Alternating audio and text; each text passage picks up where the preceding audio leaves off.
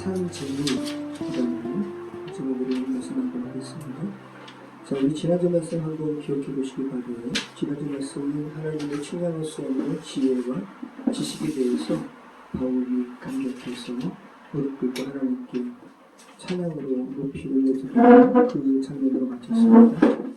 구원의 교리에 관해서 11장까지 바울이 열거하고 그 마지막에 하나님께서 너희를 구원하시는 것이 이런 거야 라고 논리적으로 이렇게 설파한 후에 마지막에 자신이 그 감격에 취해버린 거야. 그러면서 기도가 하나님의 측량할 수 없는 하나님의 지혜와 지식의 풍성함이라고 이렇게 고백하는 그 모습 한번 연상해 보시기 바라요.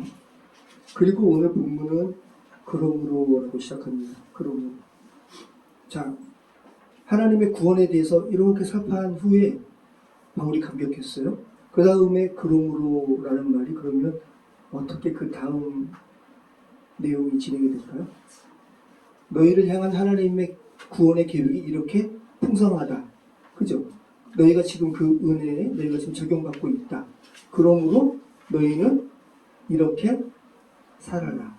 이제 교리가 아니라 논리가 아니라 실천으로 이제 나아가는 오늘 본문의 첫 시작입니다. 바울이 그냥 쓴 게 아니에요. 로마서를 읽으면 읽을수록 너무 은혜롭습니다.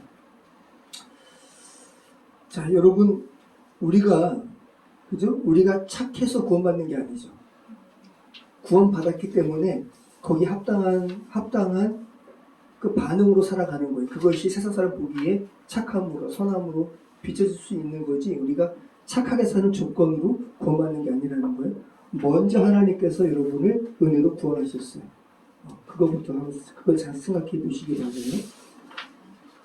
우리 한번 1절 한번 읽어볼까요? 같이 읽어보겠습니다. 그러므로 형제들아, 내가 하나님의 모든 자비하심으로 너희를 권하노니 너희 몸을 하나님이 기뻐하시는 거룩한 산 제물로 드리라. 이는 너희가 드릴 영적 예배입니다. 자, 먼저 여기 말씀 보면 그러므로 아까 지금 제가 말씀드린 것처럼 이렇게 너희를 향하신 하나님의 구원 계획이 철저하시고 지혜로우시고 지식이 풍성하시다. 너희가 그 수혜 가운데 있다. 그러므로 내가 너희를 권한다. 너희 몸을 하나님이 기뻐하시는 거룩한 산제물로 드리라. 산제물. 우리 주상의 성도님, 산제물이 뭐예요? 제물은 제물인데 살아있는 제물로 우리를 드리래요. 산에 제물하면 보통 이렇게, 그죠? 구약의 제물 생각해 보시기 바래요. 염소든 소든, 그죠? 귀한 거 드리는 것도 그게 제사의 본래예요. 근데 우리는 먼저 뭘 생각하냐면 실천으로 이제 나아가는 오늘 본문의 첫 시작입니다. 바울이 그냥 쓴 게 아니에요. 로마서를 읽으면 읽을수록 너무 은혜롭습니다. 자, 여러분, 우리가 착해서 구원받는 게 아니죠.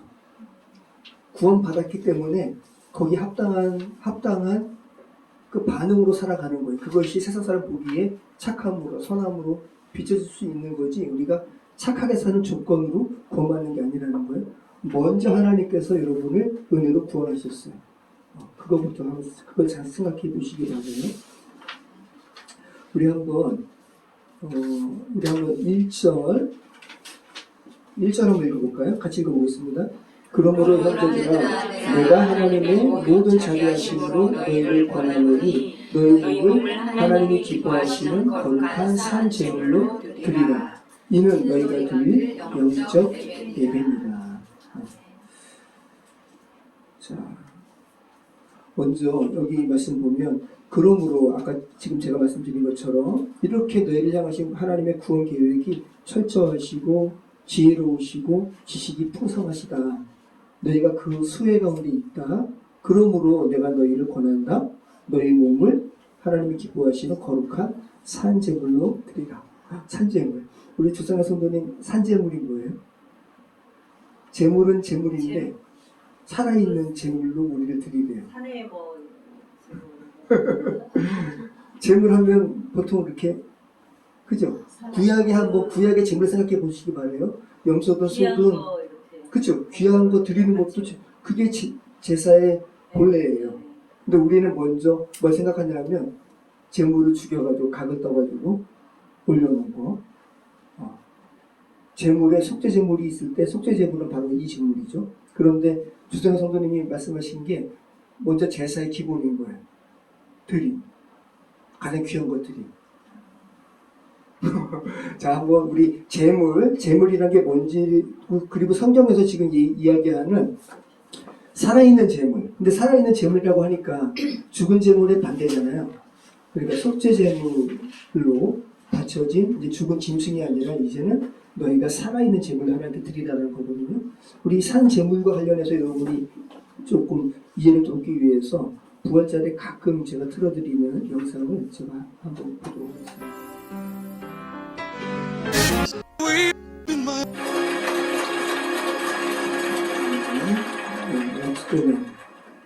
그러면 보세요. 예수님께서 하나님이신 예수님께서 인간의 몸으로 오셔서 그죠? 우리의 죄를 대신해서 돌아가셨죠. 십자가에서 지금 저 장면을 본 아버지와 두 아들의 시점으로 이 영상 만들었는데 이 아버지가 누구예요? 예수님의 십자가를 대신 진 사람. 구레네 시몬. 구레네 시몬의 두 아들이 있었어요. 알렉산더와 루포. 여기 두 아이가 알렉산더와 루포고 여기에 루포가 로마서 16장 13절에 바울이 문안하는 로마 교회의 성도 중에 한 명이에요. 네. 여러분 보세요. 예수님께서 돌아가시니까 두 아이 중에 한 명, 알렉산더. 우리 그냥 로마서에 있는 성도의 이름으로 루포로 갈게요. 루포가 아버지한테 이야기하는 거예요. 아빠 큰일 났어요. 우리가 지금 6월절 제사 때문에 어린 양 사가지고 이렇게 왔는데 어린 양이 도망갔어요. 근데 도망가는 게 맞아요. 그죠? 이제 더 이상 어린 양은 죽지 않아도 돼요. 왜? 예수님께서 어린 양으로 오신 예수님께서 영단번에 속죄 제물로 드려졌기 때문에 이제는 동물 제사가 필요 없는 거예요. 어린 양 도망가도 되는 거예요. 그래서 Watch the lamb, 양을 보라고. 자, 지금 산 재물, 재물과 관련해서 이해를 돕기 위해서 이 Watch the lamb이라는 어린 양을 보라라는 영상을 잠시 봤습니다. 여러분, 몇 주 전에 우리가 로마서 8장 우리가 살펴봤는데 로마서 8장 기억나세요? 돌을 이렇게 호숫가에 던졌는데 제일 처음에 이렇게 호숫가에 돌이 탁 떨어지면 어떻게 돼요? 파장이 일어나죠. 제일 처음에 정죄 없음이라는 파장이 일어났고 그 다음에는 우리가 이제 이게 지금 법정을 모델로 한 거예요. 법정에서 정죄 없음이라고 선포되니까 자기가 이제 감옥에 갈 필요가 없죠. 집으로 가는 거예요. 그 집에는 하나님을 아빠로 부르는 가정으로 돌아가는 그죠? 그 다음에 그렇게 하나님의 아들로 한 사람이 정죄 없음이라는 선포로 말미암아 하나님의 아들로 회복이 되는 것을 보고 와 창세기에 그저 아담과 이브의 죄로 말미암은 모든 피조물이 허무한데 굴복되는데 이제 그들이 그토록 고대하던 하나님의 아들이 태어났네요. 그러니까 이제 그들이 허무한데 굴복할 필요가 없죠. 우주적인 회복으로 올라가고 그죠? 그 다음에 우리를 향한 하나님의 사랑에서 그리스도의 사랑에서 어떤 것도 사망이나 어떤 기쁨도 끊을 수 없다라고 동시원이 확장됐잖아요. 오늘 본문이 그 로마서 8장의 그 동시원의 확장에 대한 응답이에요.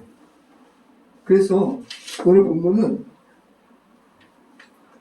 이렇게 확대가 돼요. 자, 먼저 한번 보시죠.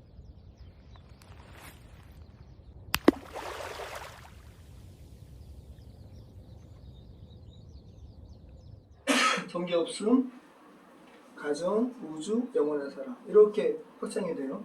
하나님께서 우리를 정죄 없다고 하시니까 와 이곳이 우주적으로 그리고 영원한 사랑으로 이렇게 확장이 되는데 로마서 11장은 거기에 대한 응답이라고요. 이거는 교리잖아요. 그죠?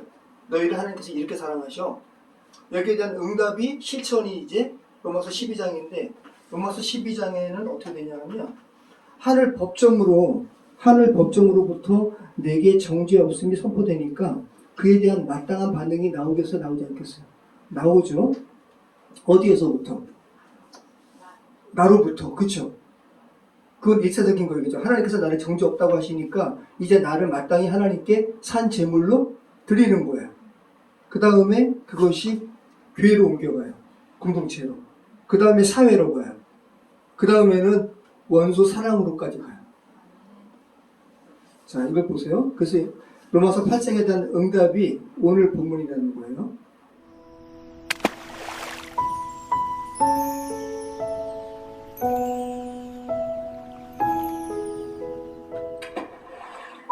나를 드림, 교회무, 세상, 지난번 거의 응답이라고요. 로마서 8, 돌멩이로 던지는 거예요. 자, 그래서 나를 드림이 1절과 2절의 말씀이고요. 그 다음에 교회 공동체 몸이 3절에서 8절까지 말씀이에요. 그 다음에 세상으로 퍼져나가요. 그 다음에 원수 사랑에게까지 가요. 여러분 가족도 사랑하지 못하잖아요. 그런데 원수 사랑까지 간대요. 이게 얼마나 놀라운 말씀입니까? 이게 9절부터 21절까지 말씀이에요. 하나님의 은혜가 파문처럼 퍼지니까 그 하나님의 사랑을 향한 내 삶의 드림도 파문처럼 퍼져가지고 원수 사랑에게까지 나아가는 거야. 자, 여러분, 조금 아까 주성현 성도님이 먼저 정답을 맞히셨어요. 여러분, 제사의 본질이 뭐예요? 제사의 본질이 죽음이 아니에요. 정말 정답을 맞힌 거, 드림이에요. 가장 귀한 거 드림. 그래서 구약의 5대 제사 중에 죽음 없는 제물이 있죠. 나머지는 다 죽어요. 화목제, 속죄제, 번제 다 제물을 죽여가지고 태우는 거거든요. 그런데 죽임 없는 제사가 있죠. 소제. 네, 곡식을 태우는 거예요. 그래서 가장 귀한 것을 드리는 게 제사의 본질이에요. 근데 거기에 왜 죽음이 들어가냐? 속죄제 때문에. 속죄제 때문에. 우리는 죄 때문에 하나님께 나아가지 못하거든요. 자, 그러면 여러분 드림이 제사의 본질이라면 그러면 왜 피를 흘려야 했을까? 그죠? 속죄제가 왜 필요했을까? 예수님께서 왜 돌아가셔야만 했을까? 이게 십자가의 핵심이죠. 여러분 레위기 17장 11절에 이런 말씀이 있거든요. 이건 보시겠어요? 레위기 17장. 자, 같이 한번 읽어보겠습니다. 육체의 생명은 피에 있습니다. 내가 이 피를 너희에게 주어 제단으로 너희의 생명을 위하여 속죄하게 하였나니 생명이 피에 있으므로 피가 죄를 속하느니라. 여러분 물리적으로도 피를 많이 흘리면 사람이 어떻게 돼요? 죽어요. 그래서 피에 생명이 있어요. 그런데 그러니까 죄의 결국은 성경이 뭐라 그러냐면 죄의 결국은 사망이거든요. 우리는 원래 하나님의 형상으로 지음받았기 때문에 죽지 않는 존재로 지음받았어요. 근데 죄로 인해서 우리는 죽어요. 주장한 성도님, 우리 사람 죽어요, 안 죽어요? 죽죠. 육신적인 죽음. 사고로 죽든 병으로 죽든 나이대로 죽든 세상 사람들은. 그런데 그리스도인들은 2번 태어나고 1번 죽어요. 그게 무슨 말일까요? 우리 민조숙 성도님 2번 태어난다는 게 무슨 말씀이세요? 민조숙 집사님. 네? 크리스찬은 2번 태어나고 1번 죽는다고. 2번 태어나고 1번 거듭나는 거? 맞아요. 네, 2번 태어나고 단 1번 죽어요. 죄된 세상 사람들은 1번 태어나고 2번 죽어요. 2번 죽어요. 육신적으로 죽고 영벌에 또 1번 처하고 2번 죽죠. 크리스찬은 2번 태어나고 1번 죽어요. 자연적으로 태어나고 거듭나고 그죠? 그 다음에 육신적인 죽음 외에는 영벌의 죽음은 겪지 않아요. 그래서 이게 왜 그게 우리가 가능하냐면 다른 죄된 세상의 재물은 계속 죽음이거든요. 그런데 이 말씀은 뭐냐 하면 너희의 생명, 내가 육체의 생명은 피에 있습니다. 내가 이 피를 너희에게 주어라고 할 때 이 피는 궁극적으로는 구약의 제사를 얘기하는 게 아니에요. 그건 상징이고 궁극적으로 우리가 아까 봤던 예수 그리스도의 십자가의 피예요. 이 피를 너희에게 주어 제단에 뿌려 너희의 생명을 위하여 속죄하게 하였다. 이게 속죄 제물의 핵심이라고. 그래서 우리는 다시 구약의 동물 제사를 드릴 필요가 없어요. 여러분 한번 구약의 제사 장면을 한번 상상해 보시기 바래요. 죄 지은 사람이 흠 없는 양을 끌고 와요. 그리고 제사 전에 그 양의 머리에 뭐하죠? 안수해요. 자기의 죄를 그에게 전가시키는 거예요. 구약의 제사 때마다 어떤 사람이 자기의 죄를 위해서, 자기 죄가 그대로 있으면 영원하면서 제외되니까 결국은 자기가 영원한 생명을 살기 위해서 어린 동물을 데려오는 거 아니에요? 동물을 데려오는 거거든요. 그 동물에게 자신의 죄를 전가하고 그 동물을 죽는 그거를 그 제사를 드리는 사람이 그걸 본적 생각해 보세요. 근데 이거를 매해 한다고, 매해. 여러분 동물 잡아 죽이는 거 옆에서 보는 건 쉬울까요? 못 보죠. 그래서 실제로 이 구약의 제사를 한번 강문호 목사님께서 성막의 권위자시죠. 이분이 했단 말이에요. 그랬더니 경찰 출동하고 난리 났다는 거죠. 양을 잡았는데 이 현대 사회에서 양을 잡으니까 얼마나 웃겨요. 그러니까 사람들이 거기 집례하는 사람이 막 울고 실제로 왜냐하면 그 어린 양이 나 때문에 대신 죽는 걸 보니까 울고. 자, 그러면 구약의 이 제사를 통해서 하나님께서 이 제사 행위를 통해서 우리에게 알게 하고자 하는 건 뭐예요? 죄는 이만큼 엄중하다. 그죠? 그리고 죄는 반드시 생명을 삼켜버린다. 그래서 죄의 결국이 사망일 거예요. 죄의 결국은 생명을 삼키는 거구나. 이거 절절하게 느끼는 거죠. 그리고 어린 양이 제물 위에 올라가서 죽는 게 원래 이 자리는 이 어린 양의 자리가 아니라 너였다.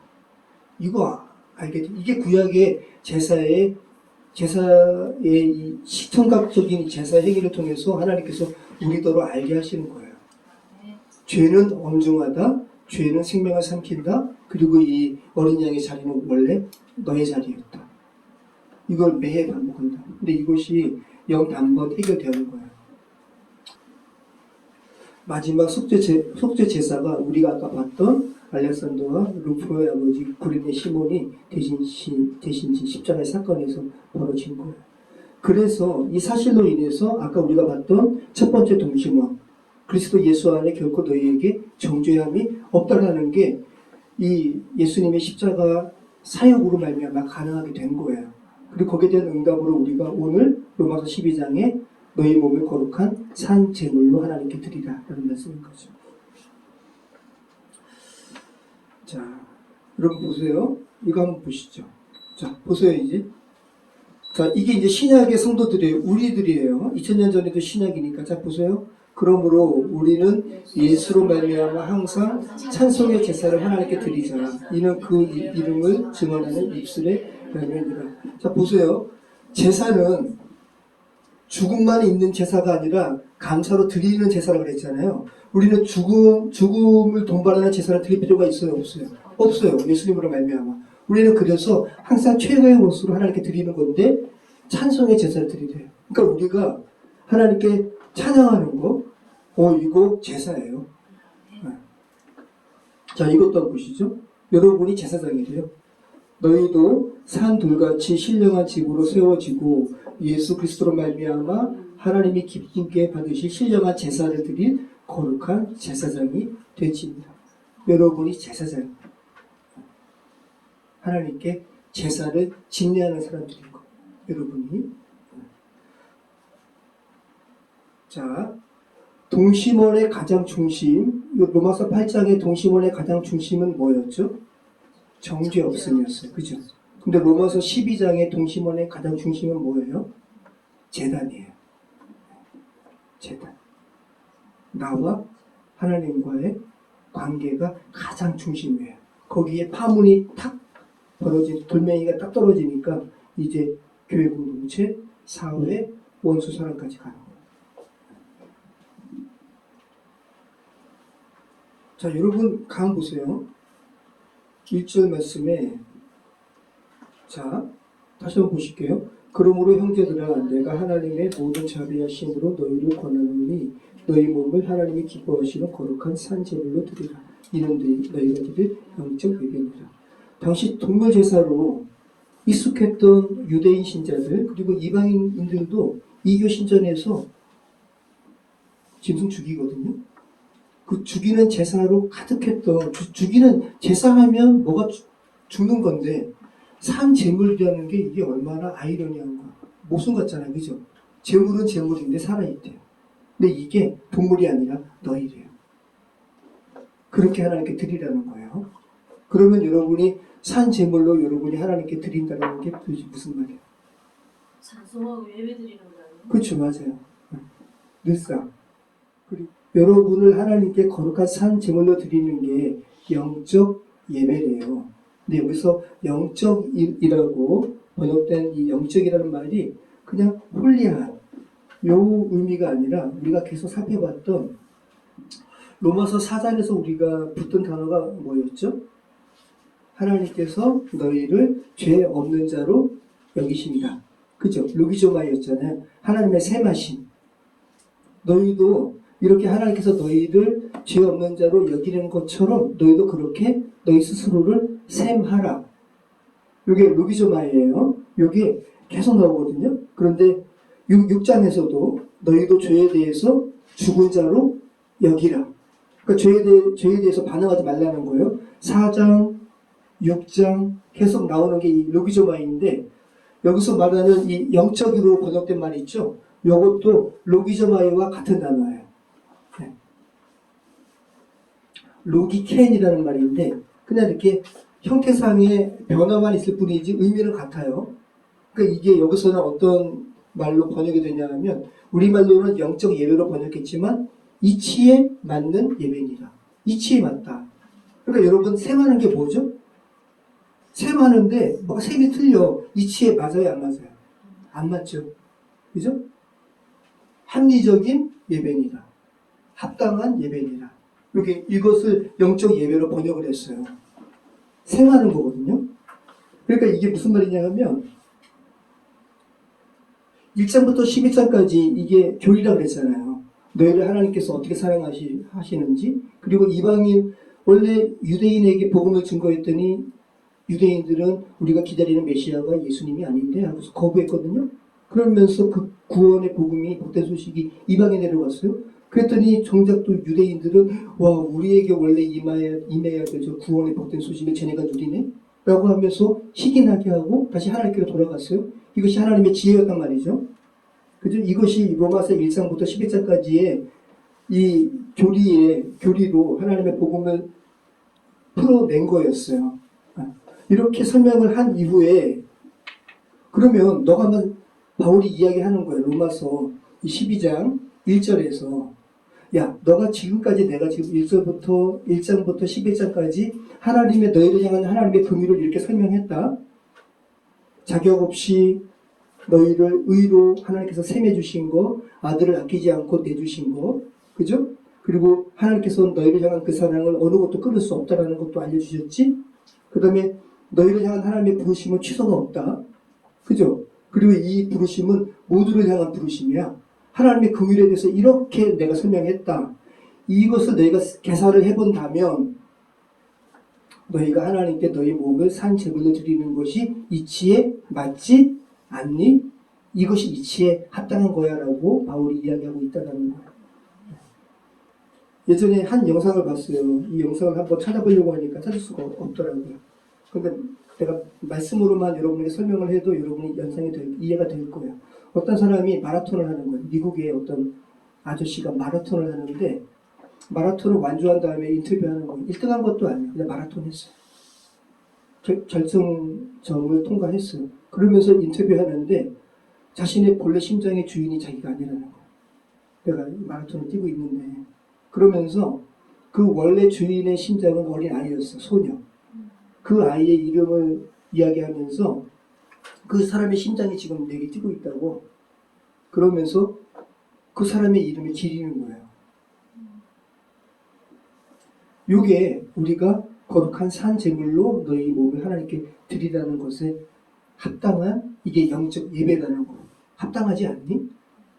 너희를 향한 하나님의 긍휼이 이렇게 크시다면 너희의 몸을 살아있는 제물로 하나님께 올려드리는 것이 합당하다. 그리고 그럴 때 그것이 하나님께서 영적 예배로 하나님께서 받으신다라는 거죠.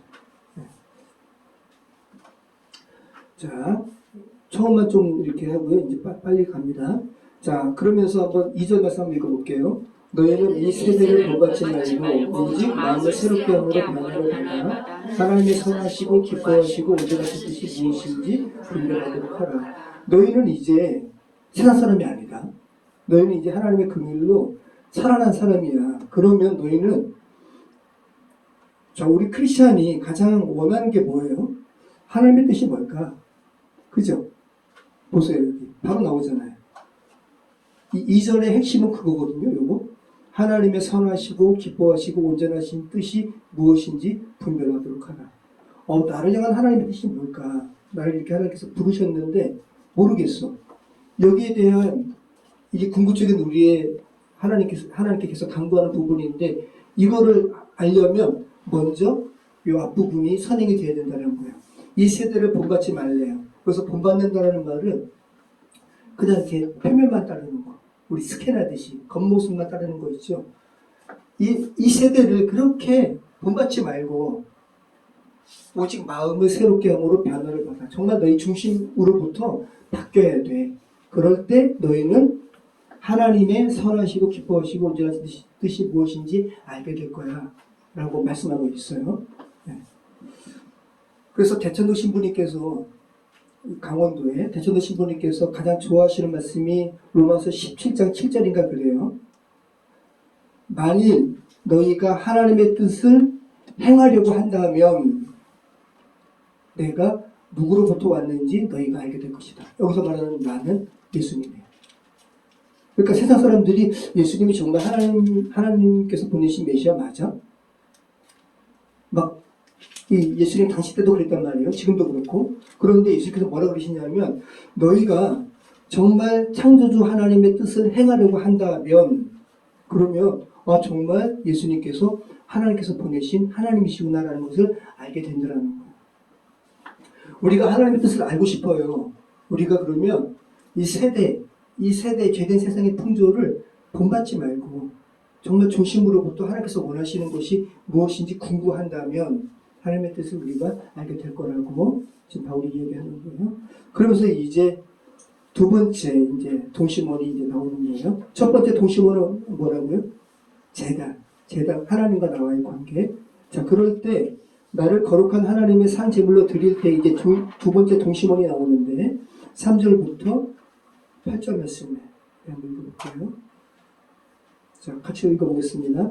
내게 주신 은혜로 말미암아 너희 각 사람에게 말하노니 마땅히 생각할 그 이상의 생각을 품지 말고 오직 하나님께서 각 사람에게 나누어 주신 믿음의 분량대로 지혜롭게 생각하라. 우리가 한 몸에 많은 지체를 가졌으나 모든 지체가 같은 기능을 가진 것이 아니니 이와 같이 우리 많은 사람이 그리스도 안에서 한 몸이 되어 서로 지체가 되었느니라.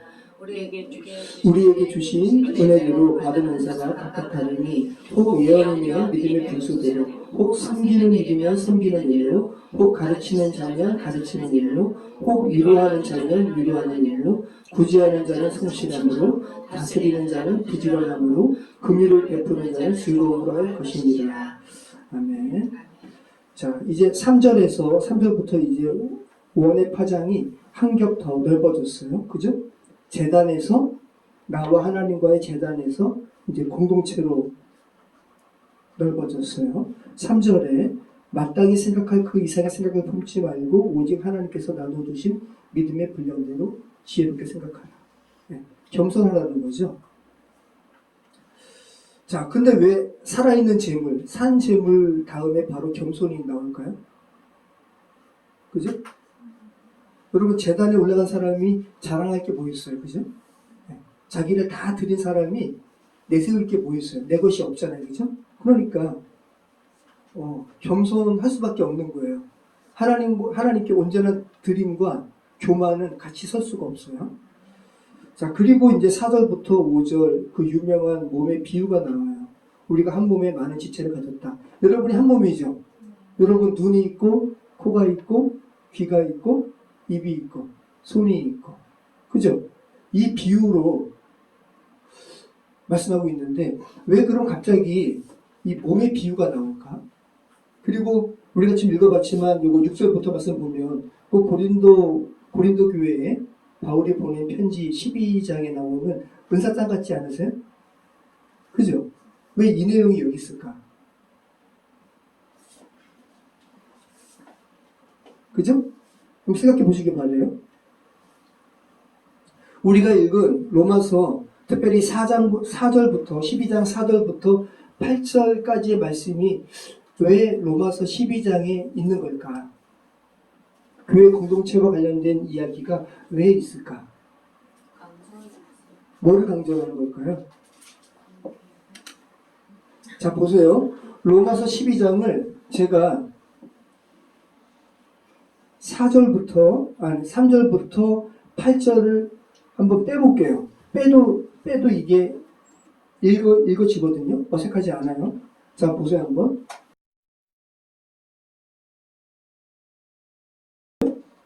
로마서 12장 1절부터 2절하고 3절부터 4절을 뺐어요. 그러면서 이제 로마서 12장 21절까지 이렇게 쭉 나왔는데, 여러분 말이 돼요. 그러므로 형제들아, 내가 하나님의 모든 자비하심을 너희를 권한다. 너희 영적 예배를 드리라. 산지불러 드리라. 너희는 이 세대를 본받지 말고 새롭게 함으로 변화를 받고 하나님의 선하시고 기뻐하시고 온유하시고 무엇인지 분별해라. 그 다음에 사람에는 거짓이 없다. 악을 미워하고 선에 속하라. 하나도 어색하지 않아요. 그죠? 3절에서 8절의 역할이 뭘까? 왜 갑자기 교회 공동체의 이야기가 나올까? 어색하지 않잖아요. 그죠? 한번 고민해 보시기 바라요. 자, 제가 이제 답을 말씀드릴게요. 3절로 8절 말씀이 없으면 말이 되긴 되는데 착지하지 못해요. 이 권면이 허공에 붕 떠버려요. 여기 말하는 사랑 이런 것들이 추상적인 것이 되어버려요.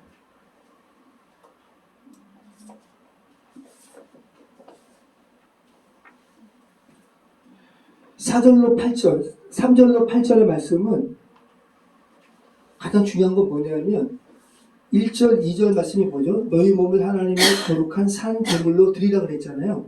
너희 몸, 소나거든요. 너희 바디. 이게 놀라운 게 당시 헬라 시대 때는 몸을 되게 영에 비해서 가치 없는 것으로 여겼어요. 육적인 것을 되게 추악한 것으로 여겼어요. 영적인 것만 최고야. 이게 이제 영주주의 그런 거거든요. 당시 헬라. 그런데 놀랍게도 우리는 이제는 알아요. 영혼, 육, 우리의 몸이 얼마나 중요한 것이라는 거. 그래서 부활장에서도 우리 몸이 너희들이 이 육신적인 몸은 그냥 사라져 없어지는 거고 영적인 그런 부활이야라고 말하지 않고 우리 몸이 여러분 신령한 몸으로 부활되거든요. 그래서 로마서 12장 1절 보세요. 여기 너희 몸을 하나님이 기뻐하시는 산 제물로 드리라 그러죠. 이게 몸 나오잖아요.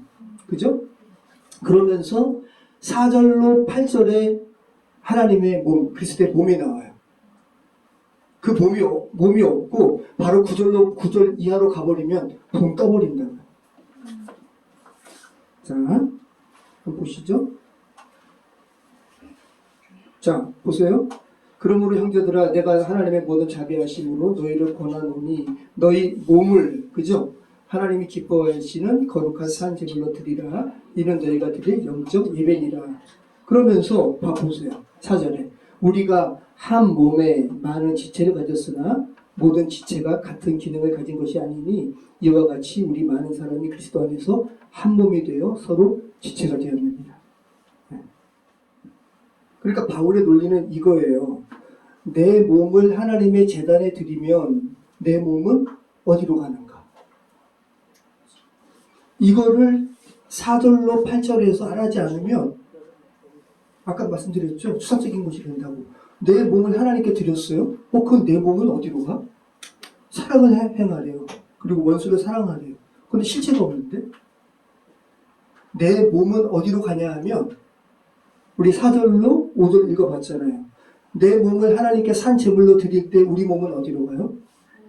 그리스도의 몸의 일부로 가요. 지체로 가요. 우리가 살아있는 산 제물로 하나님께 드리면 우리의 산 제물로 드려진 우리의 몸은 사라지는 게 아니라 그리스도의 몸의 일부분으로 배치가 되는 거예요. 그래서 4절로 8절이 없으면 그 1절과 2절의 헌신은 그냥 착지점이 없는 헌신이 되는 거예요. 드렸는데 그래 그 몸으로 뭘 하는데. 그래서 우리 집사님 한 잠언 말씀할 때 목사님 그러면 저의 이 그리스도인으로서 저의 역할은 뭐죠? 이런 질문이 나오는 게 그래서 그런 거예요. 우리가 그래서 이제 바울이 이야기하는 거 너희가 다 선지자냐? 너희가 다 목사냐? 너희가 다 복음 전하는 자냐? 그렇지 않다고 이야기하잖아요. 우리는 다 그리스도의 몸의 일부분으로 이렇게 흩어진다고요. 여러분 눈이 바울이 이야기한 게 그거예요. 고린도 전서에도 눈이 난 다 눈할래 하면은 우리가 어떻게 돼요? 난 다 발할 거야 하면 난 다 손할 거야 하면 어떻게 돼? 난 다 두뇌할게 하면 어떻게 돼? 그 바울이 그래서 고린도 전서의 말씀을 여기에서 같이 나오는 건데 중요한 건 뭐냐면 여기서는 그래서 우리가 하나님께 우리의 몸을 드릴 때 우리 몸은 사라지는 게 아니라 하나님의 교회의 몸에 그리스도의 몸에 일부러 재배치되는데 그래서 기능을 얘기하는 거예요. 기능을. 그죠? 그래서 여기에는 고린도 전서에 신령한 은사에 대해서는 없어요. 병고침 없죠? 방언 없어요. 그죠? 영 분별 없어요. 다 기능적인 것만 있어요. We have many members in one body, but all the members do not have the same function. So we, who are many, are one body in Christ. 네, 우리는 한 몸에 그냥 멤버들이다. 그죠? 그러면서 우리가 다 같은 기능을 가진 것은 아니다. 우리는 그리스도의 몸 안에 그냥 여러 지체인 것이다. 라고 이야기하고 있어요. 참 아름답게 만들었죠? 다시 한번 볼게요. 우리가 각각의 그 술로 이렇게 술을 만들듯이 각각의 실이고 종류도 다르고 but all the members do not have 근데 그 조화롭게 아름다운 So we, who are many, 직물이 are one body in Christ. 이거 한번 그대로 따가지고 한번 이렇게 기념으로 해도 좋겠네요. 그죠? 이렇게 모여가지고 여기는 하나의 이 직물을 이룬 것처럼 하나의 그리스도의 몸을 이룬 거예요.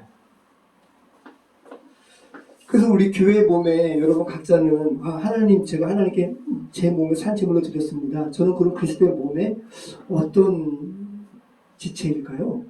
뭐 하나도 빠지면 안 돼요. 우리 손에 조그만 거 가시 박혀도 아프잖아요. 그죠? 제가 예전에 고등학교 때 이 귀에 뭐가 이렇게 몽우리가 이렇게 잡히는데 어린 나이에 그 몽우리 잡히는 게 막 신경 쓰이니까 계속 만졌어요. 계속. 냅둬야 되는데.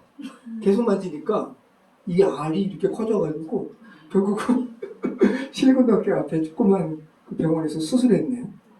수술했는데 저 지금도 기억나는데 이 뒤에서 이쪽에 있죠. 이 뒤에서 째가지고 그거를 짜는데 천둥 치는 소리가 나더라고요. 고막에 바로 거기 있으니까. 근데 제가 드린 말씀이 뭐냐면 이 귓볼도 이게 중요하지 않아요? 중요해요. 별거 아닌 것 같아요. 여러분이 한 사람 한 사람이 그리스도의 몸에서 되게 중요하다. 목사님 달란트랑 다른 의미예요? 네? 달란트하고 다른 의미예요? 아니 달란트도 포함되겠죠? 자기 달란트 가지고 이제 교회 몸 이루는 거 아니에요. 달란트도 포함되죠. 근데 내 달란트는 다른 사람의 달란트에 비해서 가치 없어 땅에 묻어버렸네요.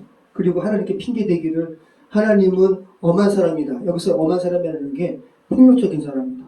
그래서 야 내가 너한테 맡긴 거 어디 갔어? 없어지면 이제 엄청나게 맞을 것 같으니까 제가 그럴까봐 제가 땅속에 그냥 묻어두었습니다. 그래가지고 그거 그대로 그냥 여기 그대로는 있네요 라고 하니까 뭐라고 그러세요? 악하고 게으름적이라는 거. 하나님은 설사 우리가 하나님이 주신 이 달란트가 없어지더라도 그것을 뭘 하기를 원하시죠. 근데 하나님을 자기가 게으른 거는 그 핑계를 하나님께서는 엄한 사람이다, 이렇게 거친 사람이다라고 하면서 게으른 것을 이렇게 핑계댈 때 하나님 정확히 아시죠?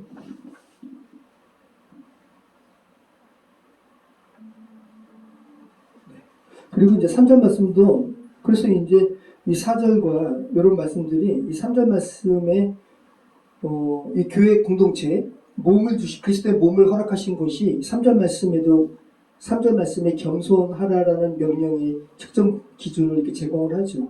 내게 주신 은혜로 말미암아 너희 각 사람에게 말하노니 마땅히 생각할 그 이상의 생각을 품지 말고 오직 하나님께서 각 사람에게 나누어 주신 믿음의 분량대로 지혜롭게 생각하라. 네.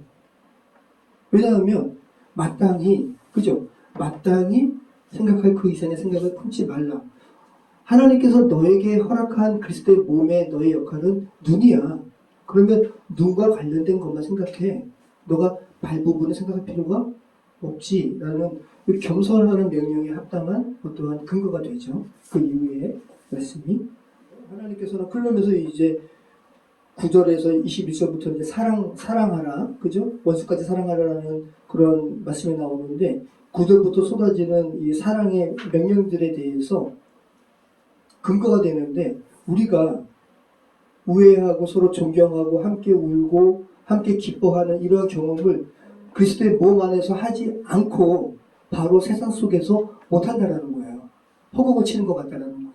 그 교회 안에 갈등이 있을 수밖에 없어요. 그럼 그 안에서 그리고 배우고 우리 가정도 마찬가지, 그죠? 우리 가정에서 솔직히 가정에 있는 사람도 사랑하지 못하는데 원수 사랑하라는 것이 얼마나 좀 이렇게 허공을 치는 것 같잖아요, 그죠? 근데 하나님께서는 가정, 교회에서 그 실질적인 훈련의 장을 거기서 펼치라는 거죠. 그 다음에 사업에 원수 사랑까지 나가라고 이야기하고 있어요.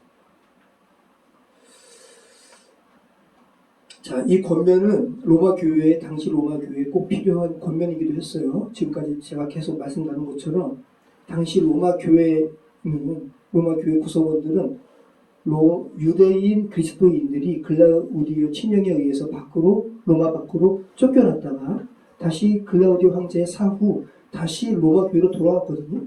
그러면서 로마 교회를 이루는 그런 어떠한 그 주된 계층들이 유대인 그리스도인들이 빠져나갔을 때는 이방인들이었으니까. 근데 다시 또 글라우디오 사후에는 유대인 크리스찬들이 다시 돌아왔으니까 전통도 다르고 혈통도 다르고 인종도 다르고 관습도 다른 사람들이 그리스도라는 복음 아래서 하나의 공동체가 됐으니까 얼마나 다툼이 많을까요? 야, 너희 나가 있을 때 우리가 이 교회 지켰어. 그죠? 유대인들은 아니, 이 교회의 원리는 우리야. 바울이 정확하게 알고 이 부분을 로마서 베베에게 들려가지고 보내는 편지에 이 내용을 쓰는 거예요. 자, 그러면서 이제 9절 말씀 나오는 거죠. 자, 9절 한번 읽어보겠습니다. 사랑에는 거짓이 없으니 아멘이 여고 성에 속하라. 자, 형제를 사랑하여 서로 우애하고 존경하기를 서로 먼저 하며 부지런하여 게으르지 말고 열심히 숨고 주를 섬기라. 소망 중에 즐거워하며 환난 중에 참으며 기도에 항상 힘쓰며 성도들의 쓸 것을 공급하며 손 대접하기를 힘쓰라. 너희를 박해하는 자를 축복하라. 축복하고 저주하지 말라. 즐거워하는 자들과 함께 즐거워하라. 우는 자들과 함께 울라. 서로 마음을 같이하여 높은 데 마음을 두지 말고 도리어 나누는 데 처하며 스스로 지혜에 취하지 말라. 아무에게도 악을 갚지 말고 모든 사람 앞에서 선한 일에 동행하라. 할 수 있거든 너희로서는 모든 사람과 더불어 화목하라. 내 사랑하는 자들아, 너희가 친히 원수를 갚지 말고 하나님의 진노하심을 받기라. 기록되었을 때 원수 갚는 것이 내게 있으니 내가 갚으려고 주께서 말씀하시니라. 내 원수가 줄이거든 먹이고 목마르거든 마시게 하라. 그리함으로 내가 숯불을 그 머리에 쌓아 놓으리라. 악에게 지지 말고 선으로 악을 이기라. 자, 이 부분이 제가 지금까지 계속 이야기한 것처럼 4절에서 8절까지의 그 실천적인 장이 없으면 허공을 친다는 거예요. 근데 우리가 지금 그리스도인이 되었지만 여전히 이 말씀은 허공을 치는 것 같잖아요. 우리가 그만큼 그 부분이 하나님 앞에서 훈련되지 않았기 때문에 그래요. 자, 근데 우리가 정말로 하나님의 사람으로 그렇게 된다면, 내 원수가 줄이거든 먹이고 목마르거든 마시게 하라. 정말 이게 가식이 아니라 정말 이게 가능하다면 이렇게 하는 행동이 이게 지금 우리가 잠언 말씀들 살펴봤죠. 그리함으로 내가 숯불을 그 머리에 쌓아놓으리라. 이 원수가 내가 이렇게 악행을 저질렀음에도 불구하고 저 크리스찬이 내게 이렇게 해? 너무 부끄러운 거예요. 그래서 그 표현을 이렇게 합니다. 숯불이 어때요? 밝았죠? 숯불이 그냥 이렇게 머리에 있는 것처럼 얼굴이 부끄러워가지고 붉게 할 것이다. 이렇게 이야기하는 거죠. 근데 그 원수는 어떻게 사랑할까요, 진짜? 그런 거 본다면. 이게, 그러니까 기독교의 이 원수 사랑에 대한 이 부분은 정말 너무 놀라운. 그런데 역으로 따진다면 여러분, 하나님께서 우리를 보실 때 우리가 세상에 펼쳐지는 그 악한 행동에 대해서 그 악한 일을 저지른 사람에게 너무 분노하고 치를 떨듯이 여러분, 우리가 하나님 앞에 그런 존재였다고요. 우리로 인해서 예수님께서 여러분 십자가형은 그냥 이렇게 목걸이 장식이 아니라 실제로 보면 여러분 엄청난 죄악이 펼쳐지는 거예요. 그 죄성이 거기에 다 그거 되는 겁니다. 여러분 어떤 사람이 아니라 이건 누구나 다 그런 생각 가질 수밖에 없어요. 살아있는 재물의 문제는 재물이 살아있다라는 거예요. 그죠? 왜 우리가 동물을 죽인 다음에 재단에 올려놔요? 만약에 그 재물이 살아있으면 그 재단 위에 계속 온전히 있어요? 다시 내려오려고 하지? 그래서 각을 떠서 올려놓는 거거든요. 근데 하나님께서 너희는 이제 하나님의 자비하심으로 너희를 권한다. 너희가 살아있는 산 재물로 너희가 하나님께 드리라고 할 때 우리는 재단에 올라갔다가 다시 내려와요. 근데 그게 당연한 거예요. 그런데 우리가 하나님의 자녀이기 때문에 다시 우리의 자아를 하나님 앞에 처리하는 재단에 올라가는 행위를 또 반복해요. 이게 살아있는 재물이에요. 그리고 이것을 하나님께서는 귀하게 보시는 거예요.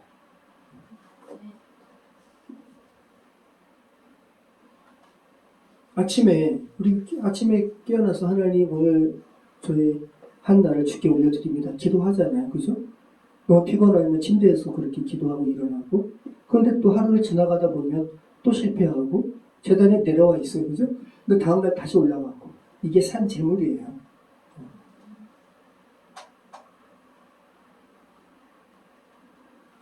제가 한번 아까 영상 그렇게 만들어 보라 그랬는데 영상은 못 만들고 제가 한번 그러면 너가 한번 이 로마서 12장의 내용으로 한번 그림을 한번 그려봐 라고 했을 때 이렇게 그렸어. 요 그림에 한 인물이 눈을 감고 내가 그래서 야 네가 그림 한번 설명해봐 그랬어.